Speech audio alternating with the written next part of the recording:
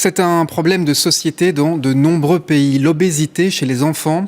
Le Royaume-Uni vient par exemple d'interdire en partie les publicités à la télévision britannique pour les aliments ultra transformés, la malbouffe comme on dit.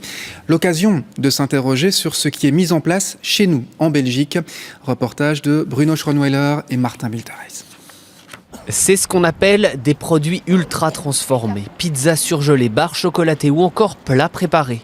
Et parmi ceux-ci, les burgers ont la cote, surtout parmi ces adolescents croisés en pleine pause de midi devant ce fast-food. Souvent je craque pour ce genre de nourriture parce que déjà mon école elle est tout proche et que ça coûte pas trop cher et que c'est meilleur à manger qu'un bête sandwich. Moi personnellement je mange presque tous les jours ici parce que c'est ce qui est le moins cher, ce qui est le plus accessible et tout. Sur les réseaux sociaux, ils font la pub, tout ça, il y a des petites promotions, des petits menus à 5 €, on se dit oh tiens on va y aller, on va manger.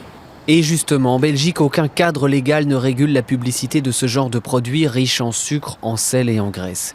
En revanche, les représentants de l'industrie de l'agroalimentaire, de la grande distribution et des annonceurs ont mis en place un code de publicité pour les denrées alimentaires. Récemment, ils ont par exemple décidé d'interdire la publicité pour la malbouffe près des écoles.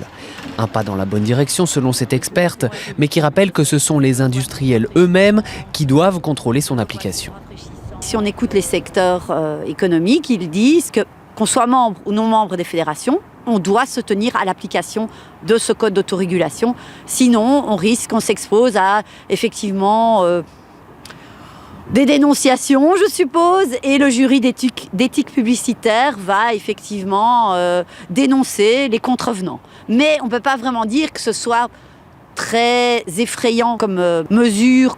Le Conseil supérieur de la santé, dans un récent rapport, juge, lui, cette autorégulation carrément inefficace. Les approches d'autorégulation ne fonctionnent pas pour réduire l'exposition réelle des enfants au marketing des aliments malsains. Par conséquent, il est urgent que les gouvernements à tous les niveaux mettent en place des réglementations complètes. En attendant, des initiatives locales voient le jour. Dans un récent règlement, la commune d'Oderghem a décidé de taxer les fast-foods de 10 000 jusqu'à 24 000 €. Question de finances communales, mais aussi et surtout de santé publique, selon la bourgmestre. Nous nous sommes rendus compte, grâce à une étude de Cienzano qui date de 2022, donc c'est assez récent, qu'en fait il y a une véritable stratégie marketing insidieuse qui vise à s'implanter pour ces grandes chaînes de fast-food aux abords des écoles, pour être sur le chemin des écoliers, des adolescents. Ça coûte 4,5 milliards à la sécurité sociale, les problèmes de surpoids et d'obésité. Il y a un moment où il faut qu'on prenne le taureau par les cornes. En Belgique, 49% de la population au-dessus de 3 ans est en situation de surpoids.